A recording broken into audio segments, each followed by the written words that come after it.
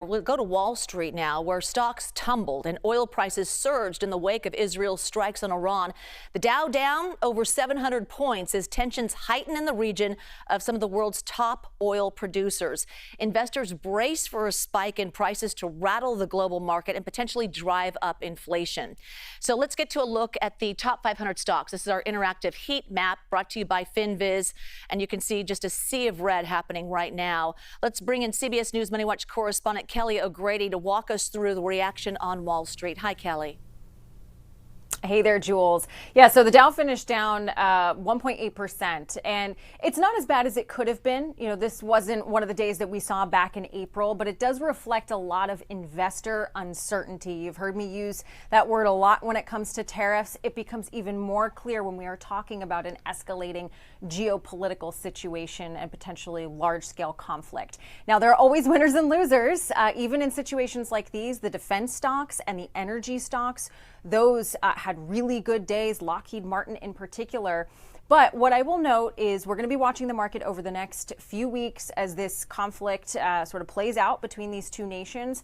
I will go back to Russia and Ukraine, the very beginning of that war. We saw something similar in the markets. There was a lot of volatility for a number of weeks, and then it calmed down once investors felt more comfortable that it wasn't going to expand beyond those two countries. And so that's really what investors are trying to understand. Is this going to stay contained to Israel and Iran, or is it going to go further? And you're going to see some uncertainty until that picture becomes more clear, Jules.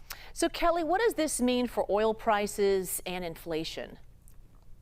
Yeah, this is where it hits home, really, because oil prices, Iran is a top 10 oil producer, and it has also in the past threatened to block a very critical passageway called the Strait of Hormuz. That's where 30% of the oil in the world travels through. Remember, a lot of other Middle Eastern nations are big oil producers.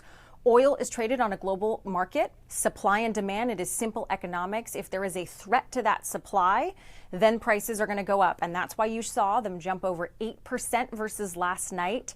So that means gas prices could go up within a few weeks if we continue to see that upward trend. But inflation more broadly is also on the table here because oil prices drive diesel prices. Trucks run on diesel, and how do your groceries and my Amazon packages and pretty much everything get from the ships and the trains to the stores where we buy them?